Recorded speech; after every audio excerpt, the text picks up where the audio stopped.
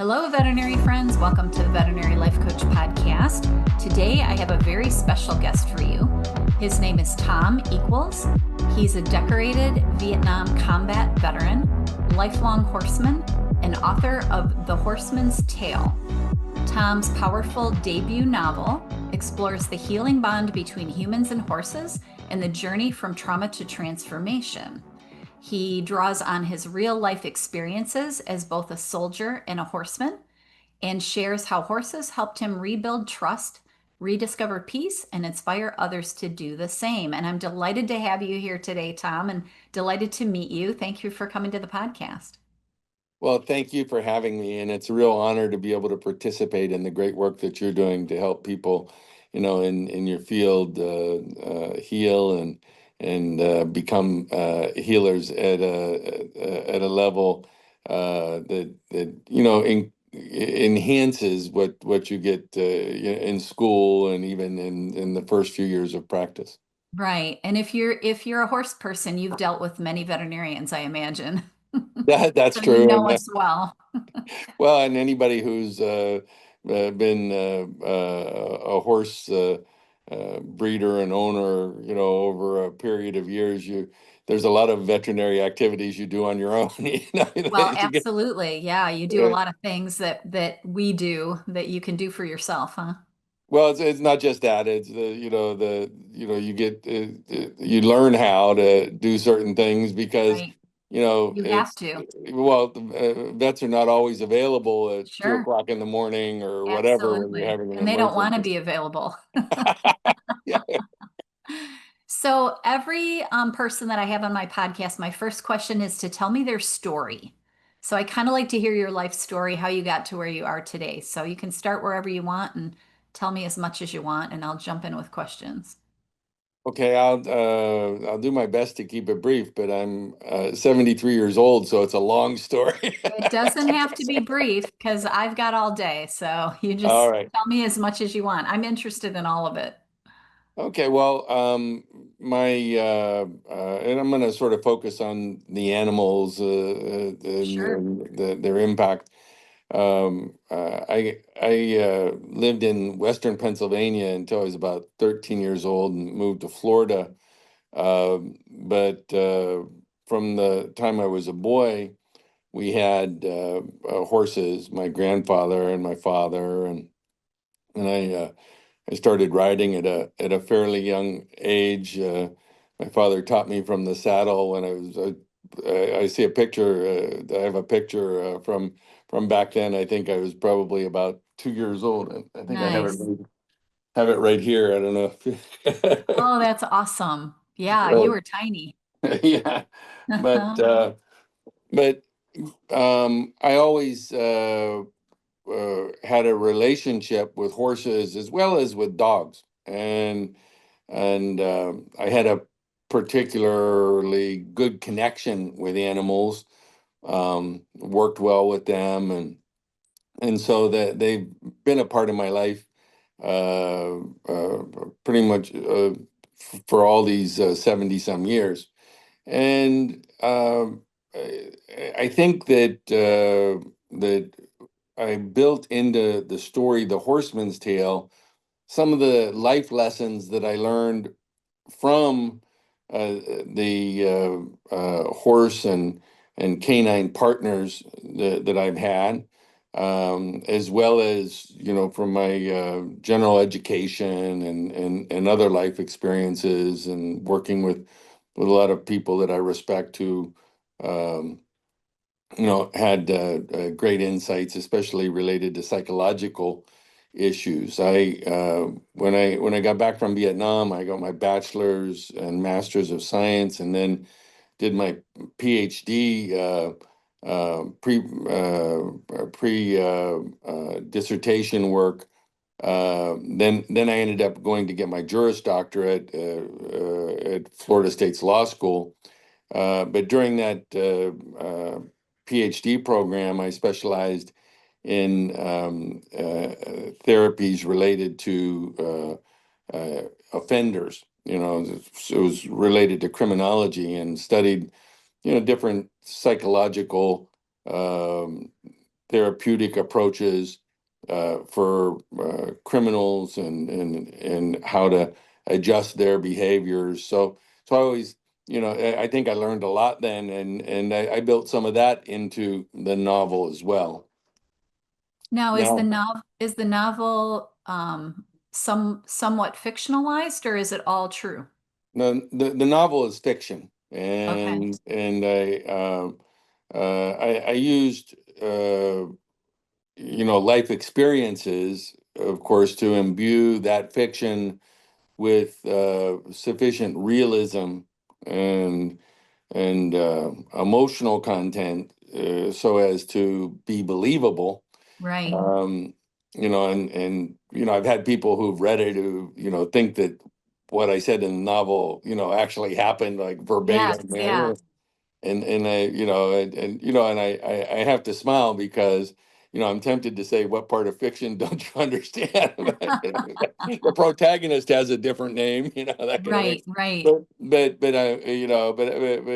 the same time, I'm very complimented by that because more often than not, one of the comments that I've gotten about the Horseman's Tale is that it feels so real, Okay. that it has to be based on Has to be things that factual. happened. Yeah. Right, right. So anyway,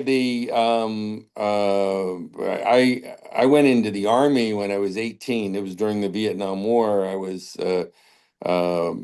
selected as somebody that would be eligible to go into a flight school program Mhm. right out of high school, and caused a great deal of consternation for my mother. I had a college scholarship, and she threw a fit, you know.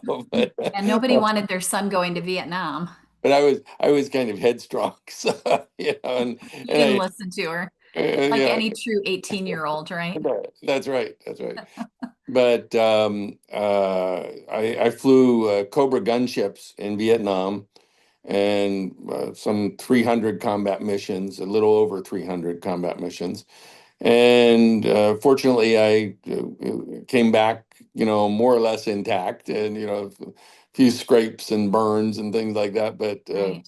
nothing too serious. But the psychological impact of the constant stress of combat, um, you know, I grew to have a good understanding of that as well, and I Sure. built some of that into the protagonist in this book, so people can understand what veterans sometimes go through, and the one place which it's fiction, as I said, but the start of the book sort of parallels something that happened in real life. I had an accident with one of my horses.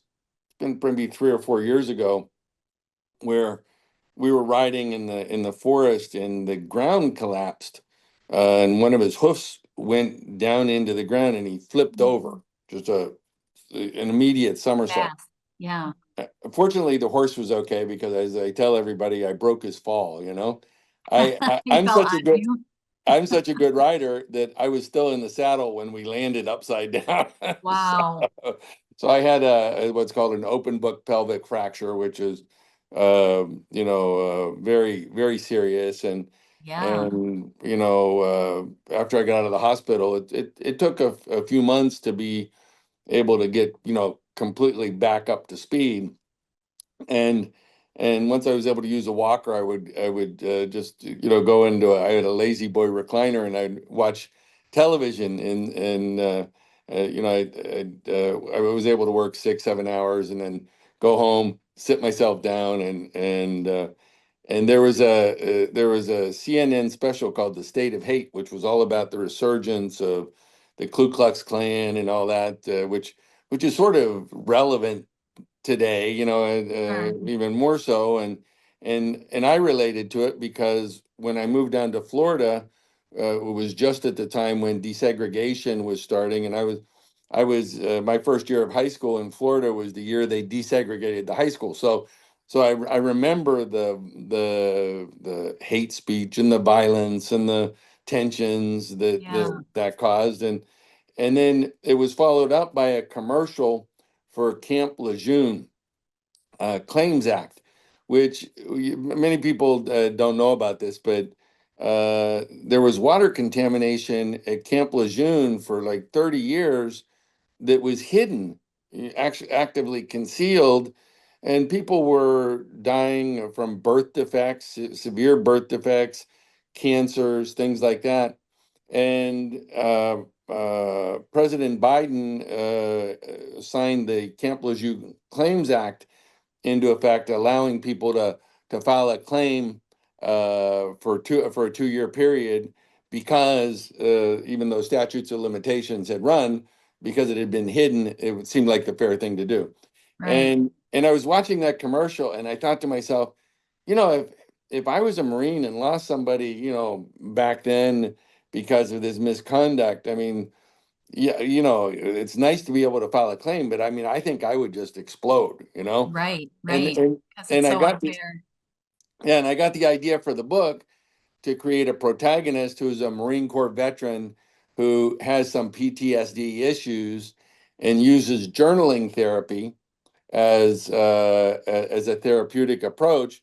And like Nice. for the first time in his journaling therapy experience, he actually knows what the trigger is for this massive explosion he has when he finds out about Camp Lejeune. And Right. he sits down and begins to write. He grew up on a horse farm and runs a racehorse farm, and he begins to write like a dark night of the soul, where he's I think the way I put it was he was gonna sit and journal until he ran out of whiskey or words. And he happened to be drinking a whiskey when this happened. Right. So the entire novel takes place in this one night of journaling, and it's a form of fiction, journaling fiction.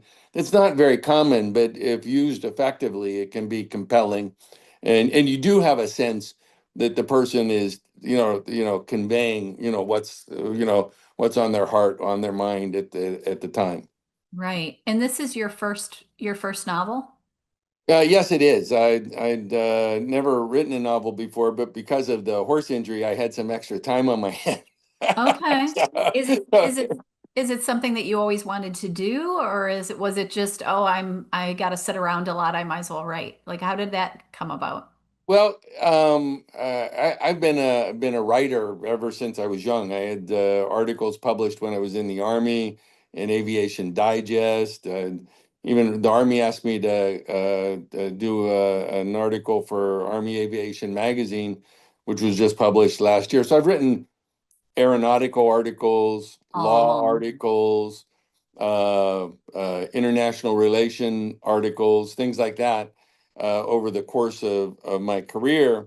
And for just pleasure, I've written a number of horse stories that I would share with my friends, and friends had said, you should turn that into a book, and right. I never did because they were first of all, they were two stories about a particular horse, and you can't just sort of cobble those things together. You need to have a plot that drives Right. it, and Right. and so the one indulgence I took with the book and fiction is a number of the horse characters in the book are named after and reflect in a fictional, modified version, some different horses that I've had over the course of my lifetime. Nice. And the story unfolds, and he's able to, I used the literary reference, the Horseman's Tale, harkens back to one of the first works of English fiction, the Canterbury Tales. Mm. And now that was written in Old English. You probably had to study it like I did when when we were Not in so our. easy to read that way, is it? No, it's not that easy to read. I mean, you can get the hang of it, but Right. but the Canterbury Tales were stories of the people were telling their stories, and it was their path to reconciliation and redemption on their pilgrimage to Canterbury Cathedral. And what I found interesting, once I was able to decipher the Old English, is that in the Canterbury Tales, Chaucer was using these characters to talk about things that if you political and religious issues, that if you said them as your opinion, you'd end up executed or burned at the stake. And he was able to get away with it by saying, well, that's not me saying that, that's the The character, it's character. fiction. Yeah. People in the pubs are talking like that. There's not, Right. so I found that fascinating, and I used the story to also tie into some of the social issues that are pressing right now, and so I think that it has a lot of immediate relevance on a social level, and it does show a path for the protagonist of dealing with who he is and what he's done, and finding his way back to a place of innocence, and ultimately the light. So you talk on some level about like horses being a form of therapy. Yes. Is that right? So tell me about Yes. that. Tell me what your opinion is on that and what kind of therapy they provide. I mean, as veterinarians, we know that animals are very helpful to our mental health, but talk about that a little bit if you wouldn't mind. Well, if I may digress and Yeah, it's all yours. You can do yeah, whatever you want. talk about a dog instead of a horse for a minute, and Okay, perfect. they and I asked Arden to send I sent her a photo of me in Vietnam with this dog, Yes, I did see but that. um when I was in Vietnam. Like I said, I was flying Cobra gunships and hundreds of missions in the course of a year, and it was very stressful. But I also had one of my extra duties was as the assistant manager of the ammunition dump. And Okay. the ammunition dump, there were perimeter fences around the air base, but especially around where the ammunition was. And one of the patrol dogs that was used was wounded in the wire, and they were gonna put her to sleep. It was a Doberman Pinscher, and I was able to take on the dog as sort of my companion, um, uh, during that year. And now I didn't do it for therapeutic reasons, but this is when I first realized, that the time I was spending with that dog was allowing me to find sort of a sense of peace, and in an environment that was, very, very stressful. I mean, it was like fly 3 or 4 combat missions, sometimes in a day, not every day, but a lot Right. of days, and then at night, there's rockets coming in and mortars, and it's just Just chaotic. yeah, chaotic. So I was very grateful for that relationship that I had. Her name was Spooky, Oh, and it made me realize that bond. I didn't think it through that it might work with everybody, but I knew it was having a very important and positive effect on me in terms of keeping me more calm, more centered, and more loving, you know. right. Yeah, Yeah. because it gives you a purpose, someone to take care of, and someone that's innocent that you're caring for. Well, and it's a two-way street, it's not just what I'm thinking and doing. Right. The fact is that as she recovered, and we spent time together, uh you know she had a great devotion and love for me, Right. and it's important, to be loved. And sometimes you can be in places in your life where, it feels like there is no love, you know? Mm-hmm.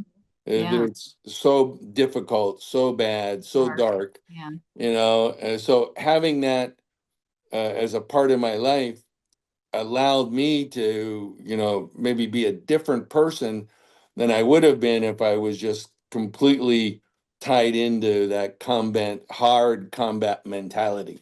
Sure. Yeah. Were there other instances in Vietnam that you saw that kind of story unfold with animals and people? Well, the dog became not just an emotional support dog, let's call it for me, but for a few of the other people, and there were a bunch of pet dogs, but in our aviation unit, so I saw that.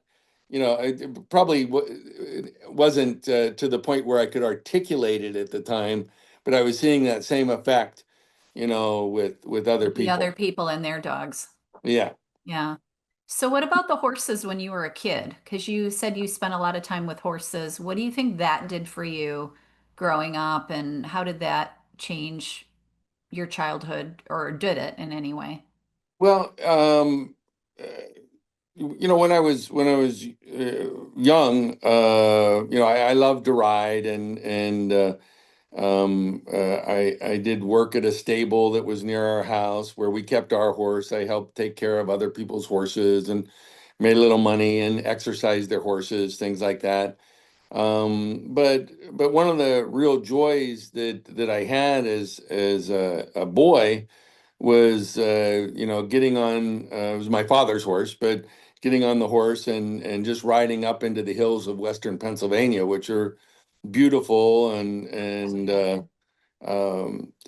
it's something that was not that different from what I'm talking about with the experience with the dog. It's just that I didn't recognize it at the time.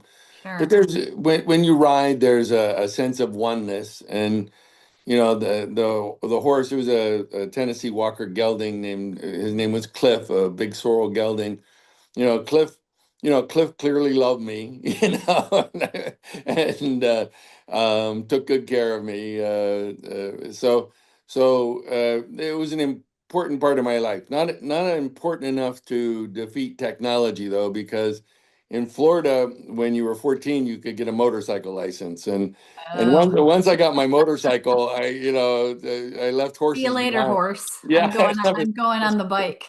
that's right. I left horses behind for a few years. Uh, That's a but typical teenage boy, right? yeah, yeah, Yeah, they're not as fast, those horses. yeah. And Bicycle's faster. I still ride motorcycles, but I've managed to incorporate both into into my lifestyle. So, Yeah. So what kind of experiences have you had since you wrote the book? Because you said it was your first novel. Has it changed your life in any way? Has anything exciting happened? Are you promoting it? What have you been doing since writing it? well, I'm very, I still work in immunology research and development, specifically focused on immuno-oncology, and with a Nice. special focus on late-stage pancreatic cancer. Oh, So that's so awesome. sometimes that's like totally absorbing, uh, but I've tried to be responsive. I get inquiries from people that have read the book, and so I try to talk to people when they contact me, but also uh, from the reviews. The book's available through the publisher, Trafalgar, but probably I'd say most of our sales go through Amazon. Sure. Yeah. And there must be 30 or 40 reviews that have come in that I've read, and I can see that I've had an impact on people's lives, and the story I was trying to tell and the points I was trying to make got made. Yeah. Really hit home. Yeah. Yeah. What are you hearing from them as far as the impact? What kind of things are they coming back with that you're like, yeah, that's what I want to help people with? Well, I think one of the thing the book does, and I can't say that it was intended to do this, but uh, I've had a fairly consistent kind of feedback about the book, putting them in touch with their own emotions. Mm. Uh, where they're talking about, brought me to tears and laughing and one part gave somebody a nightmare and the this theme of an emotional impact from the book is pretty consistent. So Right. I found that I can't say that everybody who's read the book is having the same way, but certainly the feedback I've gotten, that's a very common theme. That it was the emotional impact was visceral, and they were caught up in the story enough to you know I guess I'm not much of a crier, but you know Well, there you were a must couple. have struck a nerve with some people if they cry, right? Well, I was writing this one part of the book, and I found myself crying, and I thought to myself, "Well, this is going to be good, I think." Right. Yeah. If it makes you cry and you're writing it, that's That's awesome. right. But I tried to have elements of humor and drama that also are there that provide a certain dynamic tension as well. Yeah.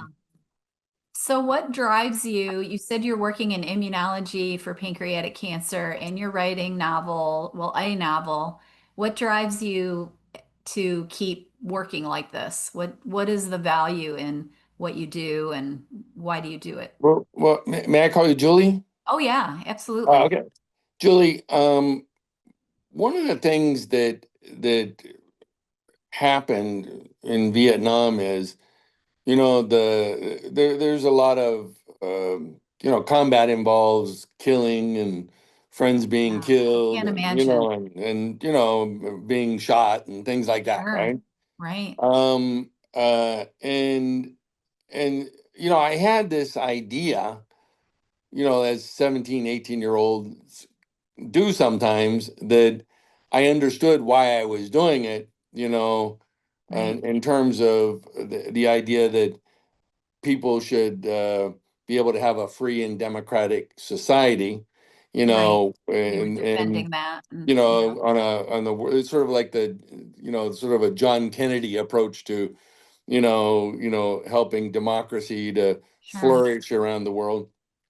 But then I realized when I came back from Vietnam, and I was fortunate because I was there the very last year of American combat involvement, Okay. and so when I came back from Vietnam, a lot of the pilots were released in a reduction in force, and uh, but I was asked to stay on and be an instructor pilot at the aviation center, and I did that with the idea that one, it was a good job, and two, I would try and get my education. But the thing that I noted, this is in southern Alabama, and so I was going back and forth to my home in Florida, is in the early 1970s there was still a tremendous amount of inequality and in our society Right. and at that time, Different than, yeah, you know different than today. racial, sexual, Mhm. religious, and I thought to myself, I'm going to get an education and I'm going to work, but I'm going to work to make a difference. I'm going to Okay. use whatever talents I have Hmm. to help change the world that we live in a positive way.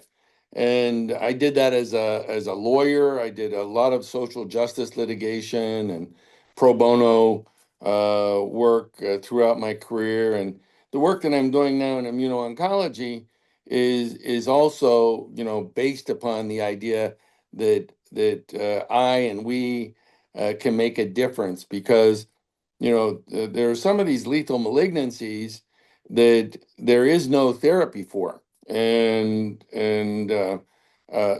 if we're able to make progress, which we are, in a very positive way, in helping to improve the quality of life as well as extend the life of late stage pancreatic cancer patients, then I go back to that goal.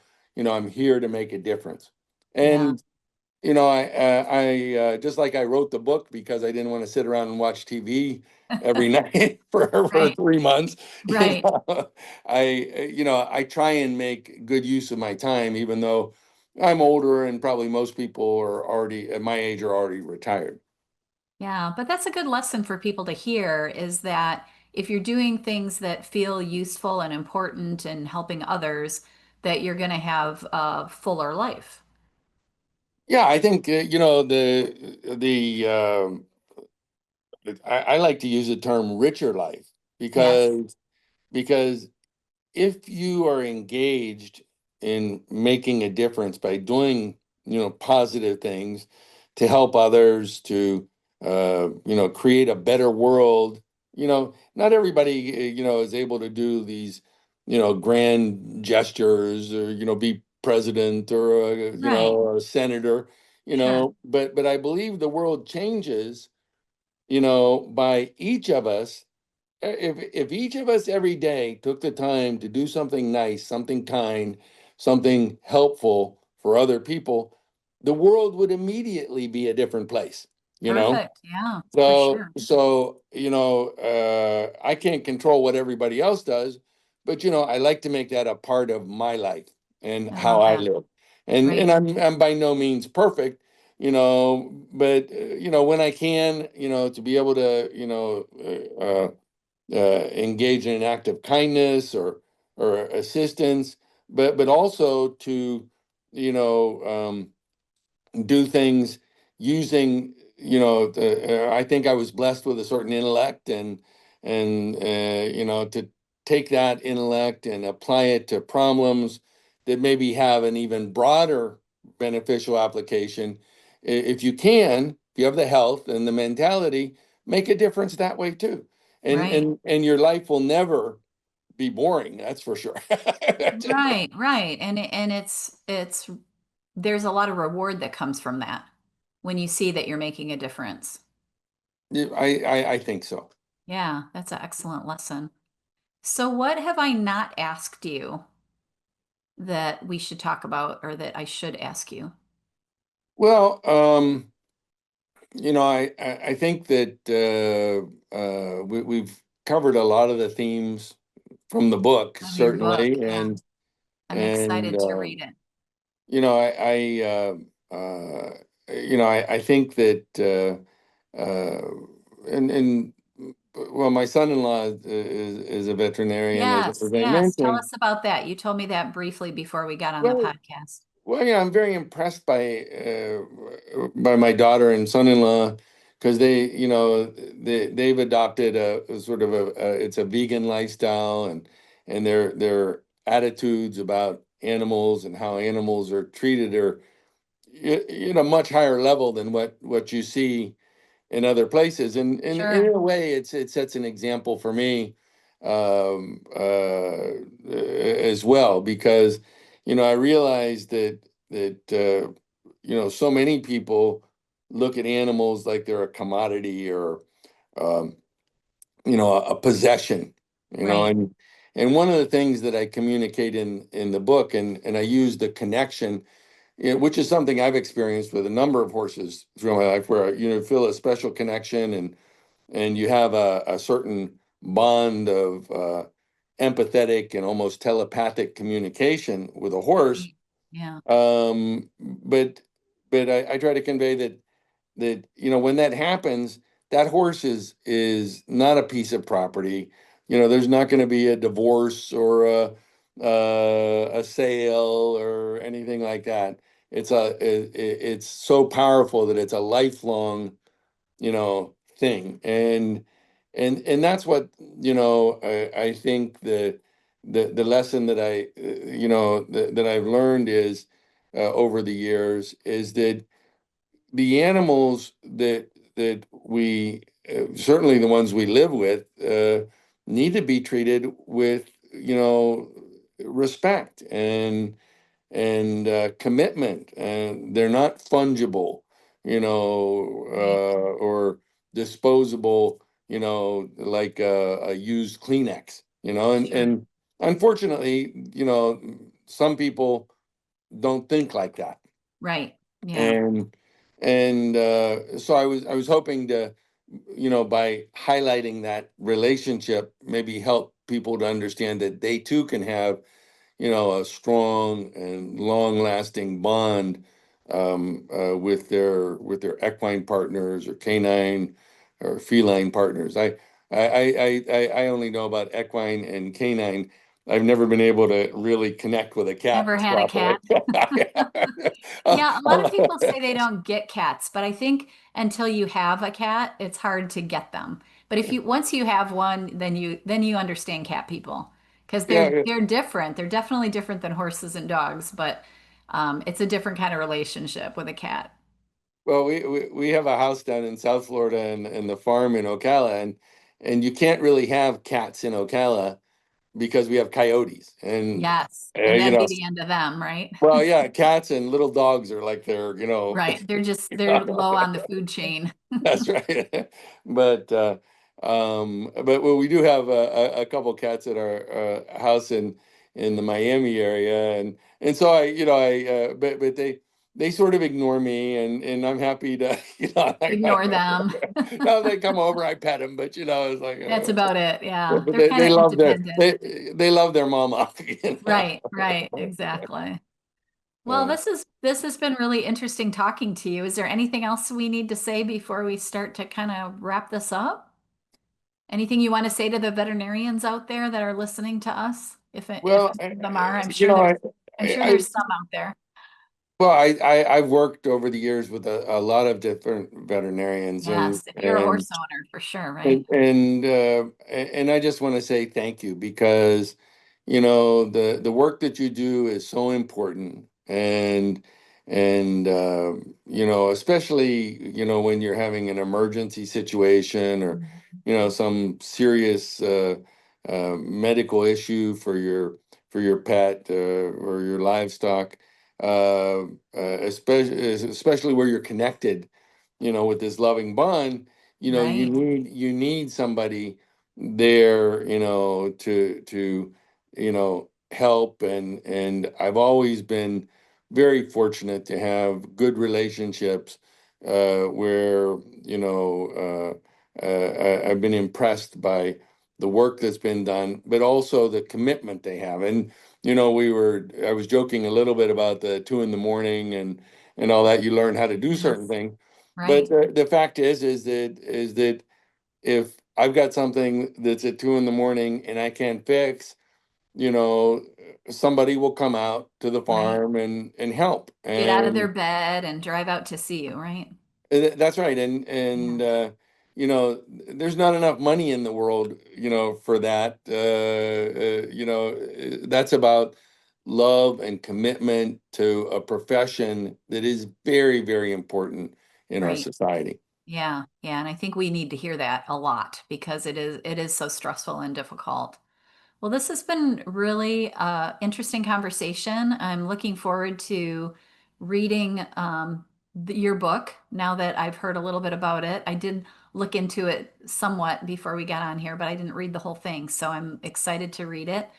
And it's really been nice to meet you. Can Well, it's a place.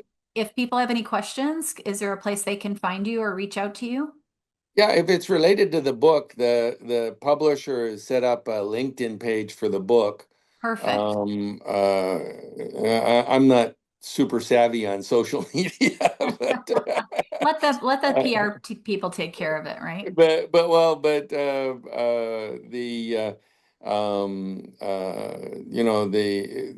that's a way to communicate, and also on Amazon and stuff.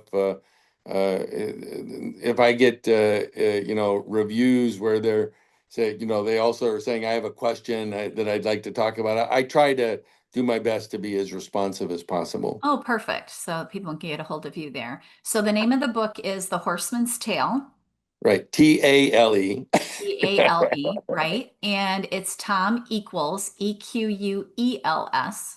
That's correct. So if you're looking for the book, that's how you find it on Amazon. And it was super easy. I found it right away when I looked for it. So, well, I really appreciate you being here with me today. It was a lot of fun. I love hearing your story. I'm sure there's a lot more stories to hear. So I want you to write the book, the horse story book, Yeah. or give me the horse stories and I'll use them Yeah. Well, like I said, I borrowed a lot of those short stories to, into the to put in in, your book. put Yeah. into the book. Well, Not. read some of them in this book. Yeah, I had to Love that. fictionalize the short stories somewhat. Otherwise, it's not as readable. So Do you have another book coming, or are you too busy working on the immunology? yeah, I'm too busy right now. I mean, Okay. I've been I'd rather encouraged. you cure pancreatic cancer for sure. Well, I think that if I'm going to make a difference, it's probably there rather than as an author. But you never know. Well, we've lost too many people to that disease. It's a horrible disease. Well, it's devastating and it's very fast acting Yes. Yeah. and if you take a look at some of the clinical trial data, we've probably treated over 70 subjects now in the Netherlands, and in an early access program now in a phase 2 clinical trial with AstraZeneca. The results that we're getting, both in terms of highly improved quality of life and extension of progression-free and overall survival, are extremely important. Oh, that's exciting. So I have to give that my top priority because Yes. you know I've Yeah, I been want to. working on that for Awesome. 7 or 8 years now, and we've been very fortunate getting. I've gotten several patents issued around that Good. area to, help secure the medicinal approach, as well as we've gotten orphan drug designations, Right. but from both the United States and Europe. So we've got all the things that need to be in place to help us move towards, making a difference for people in a very dire situation. Sure. Yeah. Yeah, that's one of the most dire. Well, I appreciate all your good work. I appreciate meeting you. You're a very interesting gentleman, and it was really fun talking to you. And I'm sure that the audience that's listening to us got some really good things out of it. Well, again, thank you very much, and I really appreciate the opportunity to talk with you today. This is great. Thanks so much for listening, everyone. Have a beautiful week. Bye. Bye, Bye Tom. bye.